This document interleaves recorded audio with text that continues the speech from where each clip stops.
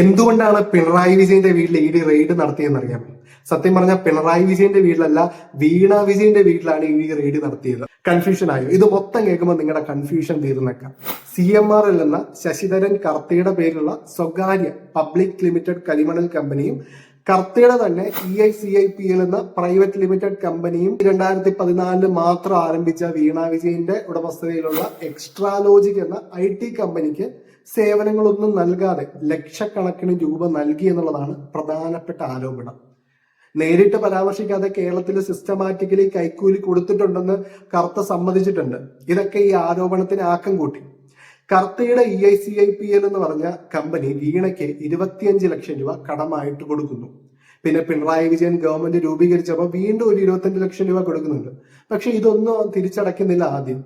പിന്നെ ഈ CMRL എന്ന് പറഞ്ഞ കമ്പനി ഡിസംബർ 2016 വ്യക്തിഗത കരാറുണ്ടാക്കി, വീണയുമായി വ്യക്തിഗത കരാറുണ്ടാക്കി അവരെ കൺസൾട്ടന്റ് ആയിട്ട് നിയമിച്ചു. ഈ കരാർ വെച്ചിട്ട് 5 ലക്ഷം രൂപ പെർ മന്ത് വീണയ്ക്ക് ലഭിക്കാൻ തുടങ്ങി. പിന്നെ 2017 മാർച്ചിൽ വീണ്ടും ഒരു കരാർ ഉണ്ടാക്കി. ആ കരാർ വെച്ചിട്ട് 3 ലക്ഷം രൂപ കൂടെ ലഭിക്കാൻ തുടങ്ങി. ആദായനികുതി തർക്ക പരിഹാര ബോർഡ് പറയുന്നത് 2016-20 കാലയളവിൽ വീണ വിജയനും എക്സ്ട്രാലോജിക്കിനും CMRL ഈ പറയുന്ന മറ്റേ കമ്പനിയൊക്കെ 1,72 ലക്ഷം രൂപ നൽകിയെന്നാണ്. പക്ഷെ ഇതിനായിട്ട് വീണ ഒരു സേവനങ്ങളും നൽകിയിട്ടില്ലെന്നും ആദായനികുതി വകുപ്പ് പറയുന്നുണ്ട്. എന്തായാലും ഈ പണം ഉപയോഗിച്ച് EICIPL കമ്പനിയിൽ നിന്ന് ആദ്യം പറഞ്ഞ കടങ്ങൾ വീണ തിരിച്ചടയ്ക്കുന്നുണ്ട്. അപ്പോൾ ആരോപണവും കേസും എന്താണെന്ന് വെച്ച് കഴിഞ്ഞാൽ, പബ്ലിക് ലിമിറ്റഡ് കമ്പനി ആയിട്ടുള്ള CMRL നിന്നും കരാറ് വഴി വീണയ്ക്ക് പണം നൽകുകയും ആ പണം കൊണ്ട് പ്രൈവറ്റ് ലിമിറ്റഡ് കമ്പനി ആയിട്ടുള്ള EICIPL നിന്നുണ്ടാക്കിയ കടം തിരിച്ചടയ്ക്കുകയും ചെയ്തു എന്നുള്ളതാണ്. ഈ പ്രമുഖ വ്യക്തിയുടെ മകളായതുകൊണ്ടാണ് ഈ പണം നൽകിയതെന്നും ഇതൊരു ഒത്തുകളി മാത്രമാണെന്നാണ് ഈ പ്രതിപക്ഷവും പ്രത്യേകിച്ച് ഷോൺ ജോർജും മാത്യു കുഴൽനാടനൊക്കെ ആരോപിക്കുന്നത്.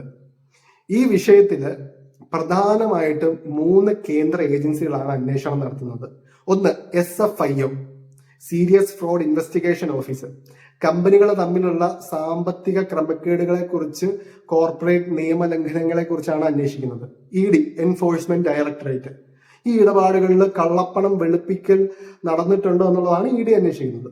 ROC, registrar of companies. Exalogic കമ്പനിയുടെ പ്രവർത്തനങ്ങളിലും വാർഷിക റിട്ടേണുകളിലും ഏതെങ്കിലും തരത്തിലുള്ള നിയമലംഘനങ്ങൾ നടന്നിട്ടുണ്ടോ എന്നുള്ളതാണ് ഇവർ പരിശോധിക്കുന്നത്. നിങ്ങൾക്ക് ഇതൊക്കെ കേട്ടിട്ട് എന്താ തോന്നുന്നത്? വട്ടുപിടിക്കുന്നുണ്ടോ?